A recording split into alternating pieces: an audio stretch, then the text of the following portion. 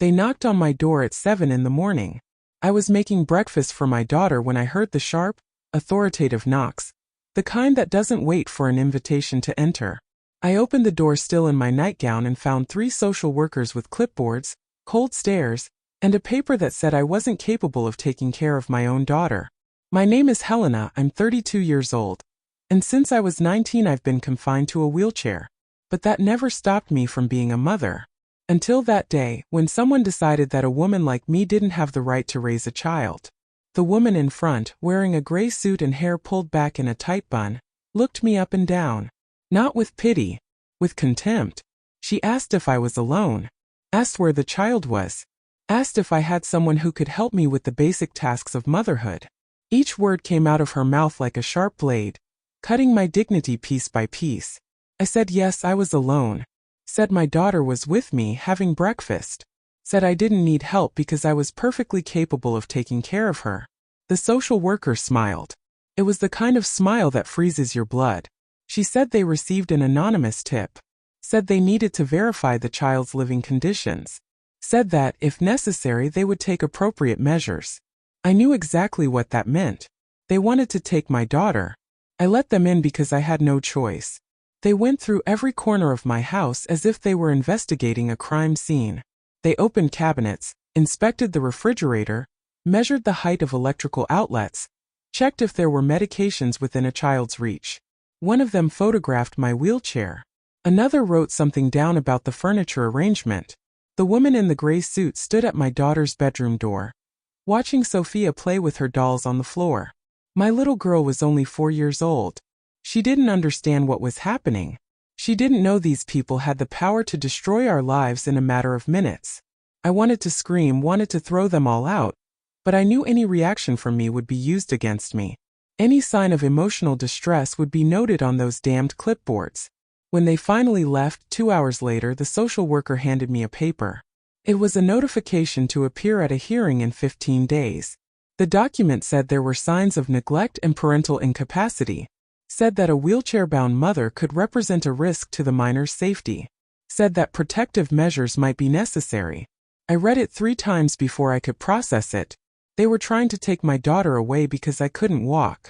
Because someone somewhere decided that a woman in a wheelchair didn't have the right to be a mother. And the worst part of it all is that this was happening within the law. In the following days, I discovered who had made the complaint. It was my neighbor, Mrs. Margarita, a 60-year-old woman who always looked at me with a mixture of pity and disapproval. She saw me struggling to put Sophia in the car one day. Saw when I dropped the girl's backpack while trying to close the front door. Saw the difficult moments, the adaptations I needed to make, the strategies I developed to be a mother in a different way. But she didn't see the love. Didn't see the nights when Sophia slept in my lap while I read stories to her. Didn't see the mornings when we made pancakes together, her standing on a stool beside me. Didn't see the deep connection that exists between us. She only saw a woman in a wheelchair trying to do something that, in her limited mind, was impossible. I hired a lawyer. He told me that cases like mine were more common than I imagined. Said that women with physical disabilities face this type of discrimination every day. Said the system is rigged to assume incapacity before verifying competence.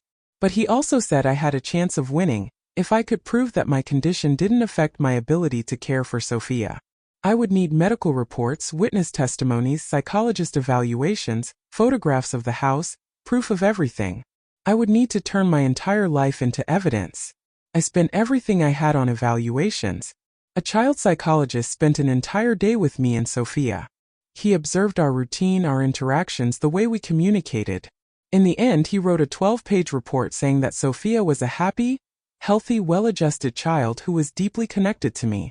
Said our relationship was an example of secure attachment. Said that removing the child from this environment would be traumatic and unnecessary. But I knew that the truth isn't always enough.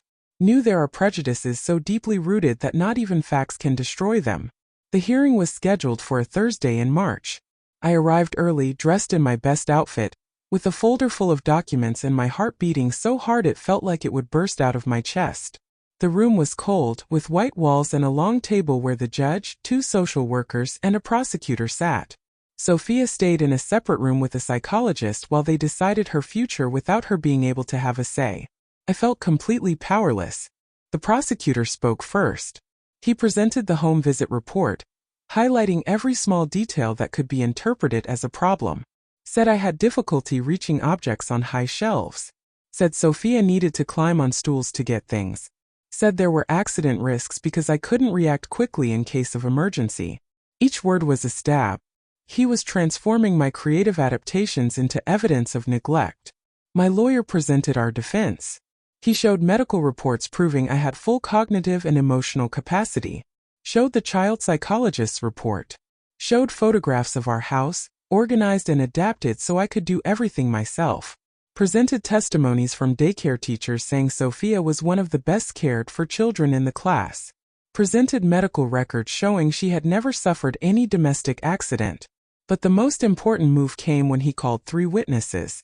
The first was my physical therapist, who explained in detail how my arm and core strength compensated for the lack of mobility in my legs. The second was Sophia's pediatrician, who attested that the girl was in perfect health and development. The third was the daycare teacher, who cried when talking about the bond between me and my daughter. The judge asked to speak with me directly. She asked how I dealt with emergency situations. I explained I had an alert system connected to my cell phone, trusted neighbors besides Mrs. Margarita, and that I had taken adapted first aid courses. She asked how I bathed Sophia. I explained the special bench I installed in the bathroom, the adjusted height of the bathtub, the support bars. She asked how I took Sophia to school.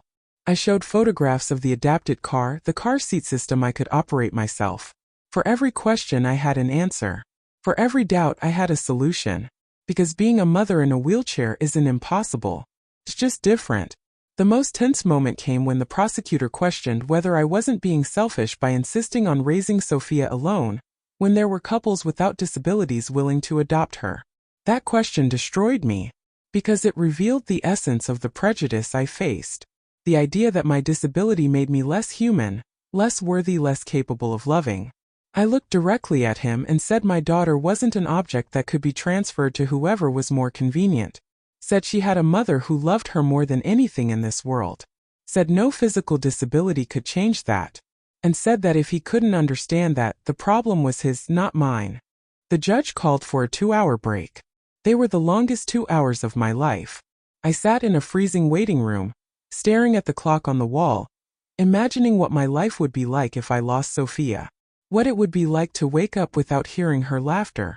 What it would be like not to feel her little arms around my neck.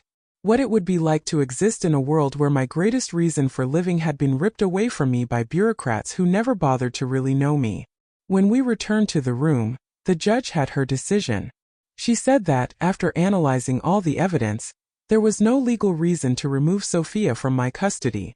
Said I had demonstrated full capacity to exercise motherhood. Said the adjustments I made to my home and routine showed commitment and responsibility. Said the bond between me and my daughter was evident and healthy. And then she said something I'll never forget.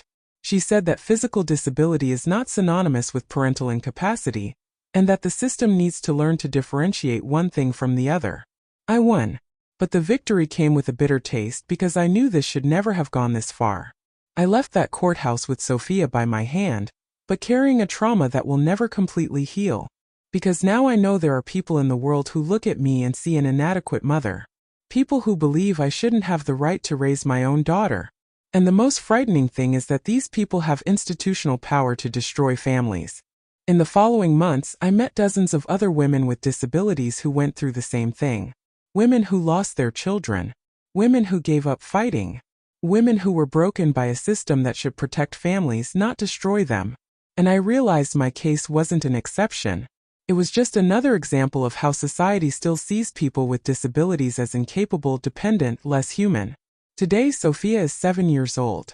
She knows her mother uses a wheelchair. She knows our life is different from other families' lives. But she also knows she is unconditionally loved. She knows she can count on me for everything. And she's growing up with a deep understanding that different people are not inferior people. As for Mrs. Margarita, she never apologized. She moved a few months after the hearing, probably embarrassed when the story spread through the neighborhood. But the damage she caused remains. Because there are scars that aren't physical. There are wounds that no court can heal. This is my story. The story of a mother who had to prove to strangers that she was capable of loving her daughter. Of a woman who was judged not by the content of her character, but by the functionality of her legs. Of a family that was almost destroyed because society still hasn't learned that disability doesn't define capacity. And if you're watching this and have ever looked at someone in a wheelchair with pity or doubt about their capabilities, I challenge you to rethink your prejudices. Because the next mother you judge might be fighting a battle you'll never understand. And your words, your looks, your anonymous tips can destroy a life you never bothered to truly know.